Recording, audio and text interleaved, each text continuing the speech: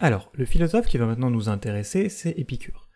Donc Épicure, c'est un philosophe grec, né à Samos. Donc vous voyez, Samos, c'est ici. Et donc il est né en -341, et il est mort en 270. Vous voyez, donc il se situe entre, en gros, Aristote et Lucrèce. Donc Épicure, il est ici. Alors Épicure, il vit dans une période assez troublée, puisque dans la période durant laquelle il vit, il assiste à la mort d'Alexandre le Grand, et à une période vraiment de crise pour la Grèce antique. Alors durant cette période de crise, il se met à étudier la philosophie à l'âge de 14 ans, et les premiers philosophes qu'il étudie, ce sont des philosophes platoniciens. Ensuite, lorsqu'il a un peu fait son opinion, qu'il a étudié différents philosophes, etc., il achète un jardin, et il fait son école dans ce jardin, et c'est pour ça que l'épicurisme s'est connu en philosophie sous le nom de l'école du jardin. Donc l'école du jardin. L'école du jardin, lorsque vous entendez ça, ça veut dire que c'est l'épicurisme.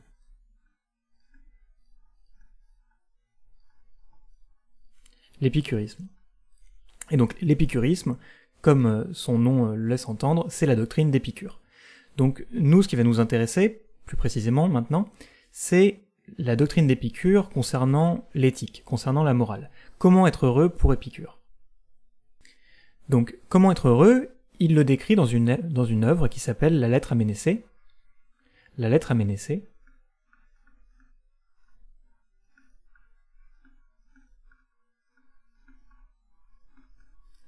Et dans cette œuvre, il va détailler différents points, notamment comment éliminer les angoisses, les peurs inutiles qui encombrent notre vie. Et donc il y a notamment deux grandes angoisses qu'il est nécessaire d'éliminer. Donc deux grandes angoisses.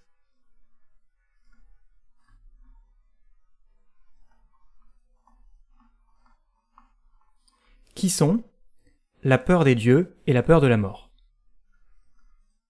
Donc les dieux et la mort. Alors, comment ne pas craindre les dieux et comment ne pas craindre la mort? Pour Épicure, les dieux ne sont pas à craindre parce qu'ils ne s'intéressent pas aux occupations des mortels, et donc ils ont autre chose à faire, en gros, que de s'intéresser à nos vies, et donc il n'y a aucune raison de craindre finalement qu'ils s'acharnent sur notre sort, ou qu'ils décident finalement du déroulement de notre vie. Donc les dieux sont trop occupés, sont trop puissants, et n'ont finalement rien à faire de la vie des mortels. La mort, pour Épicure, nous n'avons pas à la craindre, parce que c'est un raisonnement assez logique. Lorsque nous sommes en vie, nous ne sommes pas morts, et donc la mort est quelque chose d'étranger pour nous, et lorsque nous sommes morts, nous cessons de penser, nous cessons d'avoir des sensations, et donc nous ne pouvons pas souffrir de la mort, puisque nous n'avons plus de souffrance lorsque nous sommes morts. Donc ça on le verra dans une autre vidéo, ça demande un peu de comprendre le matérialisme d'Épicure, puisque pour Épicure tout est fait de matière, et donc à partir du moment où nous mourrons, notre âme, elle n'est pas immatérielle, elle est matérielle, et donc elle se désagrège en même temps que notre corps, et nous cessons complètement d'exister. Il n'y a pas pour Épicure de vie après la mort, et donc de souffrance après la mort.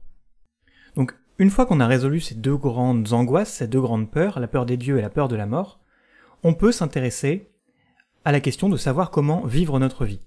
Quels sont les buts de notre vie, qu'est-ce qu'il faut rechercher dans notre vie pour être heureux. Et pour Épicure, pour être heureux, il faut nécessairement s'intéresser au plaisir et au désir. Mais il faut bien faire attention parce qu'il ne faut pas rechercher tous les désirs et tous les plaisirs. Donc les plaisirs et les désirs, c'est vraiment une question très très importante pour Épicure, les plaisirs et les désirs. Mais il faut bien les sélectionner. Et donc comment les sélectionner? Et donc Épicure fait une distinction entre trois types de désirs. Donc trois désirs, principalement.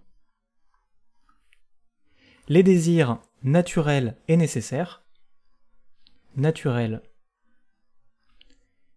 plus nécessaires.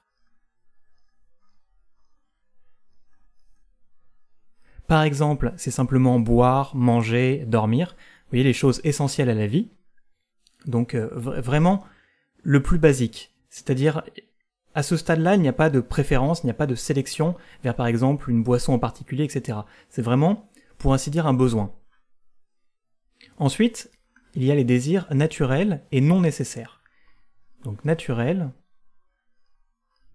plus non nécessaire.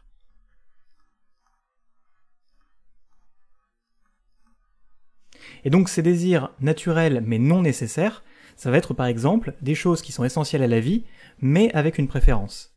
Donc par exemple, c'est essentiel à la vie de boire, mais c'est pas essentiel à la vie de boire une boisson en particulier.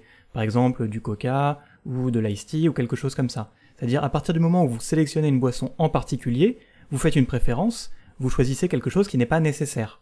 Donc c'est naturel de boire, mais ce n'est pas nécessaire de boire en particulier telle boisson. Ensuite, il y a les désirs non naturels et non nécessaires, c'est-à-dire les désirs qui sont vains. Donc non naturels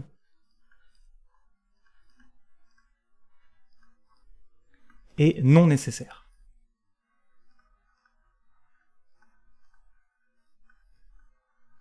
Et pour Épicure, ces désirs, ce type de désir, ce sont les désirs les plus dangereux, parce que non seulement ils ne nous permettent pas d'être heureux, mais ils nous écartent du bonheur. Donc par exemple, les désirs non naturels et non nécessaires, ça va être la richesse, la gloire, les honneurs. C'est-à-dire ce sont des choses qui ne sont pas nécessaires à notre vie, ce ne sont pas des besoins naturels, et ce sont des choses qui nous écartent du bonheur, et donc qui risquent de nous mener au malheur. Donc pour récapituler, les désirs naturels et nécessaires, c'est par exemple simplement les choses essentielles à la vie, donc boire, manger, dormir. Les désirs naturels mais non nécessaires, ce sont des choses essentielles à la vie, mais avec une préférence. Donc par exemple, boire une boisson en particulier, manger un plat raffiné ou manger un plat que l'on aime bien. Et enfin, les désirs non naturels et non nécessaires, ce sont des désirs qui non seulement ne sont pas essentiels à la vie, mais pire encore, qui nous écartent du bonheur, qui nous dirigent vers le malheur. Donc ensuite, ces trois désirs, ils nous permettent de se diriger vers des plaisirs. Et Épicure, il fait la distinction entre deux types de plaisirs. Les plaisirs en mouvement et les plaisirs en repos. Donc deux types de plaisirs. Mouvement et repos. Mouvement, repos. Donc l'autre nom pour ces plaisirs en mouvement et les plaisirs en repos, il appelle ça également des plaisirs cinétiques, donc en mouvement, on peut penser par exemple au cinéma, c'est une image qui bouge, ou les plaisirs en repos, les plaisirs katastématiques, donc les plaisirs qui ne bougent pas. Donc les plaisirs en mouvement, les désirs qui sont les moins désirables, ce sont ceux qui nous apportent du plaisir, mais qui ne permettent pas d'être dans un état de tranquillité absolue. En revanche, les plaisirs en repos, ce sont des plaisirs qui nous permettent de se diriger vers l'ataraxie. Donc l'ataraxie, c'est un concept que l'on a déjà vu avec les stoïciens. L'ataraxie, ça veut dire la tranquillité de l'âme. Ça veut dire l'absence de troubles, d'inquiétude, d'agitation de l'âme. C'est ça qu'il faut rechercher pour le sage, que ce soit pour les stoïciens ou pour les épicuriens.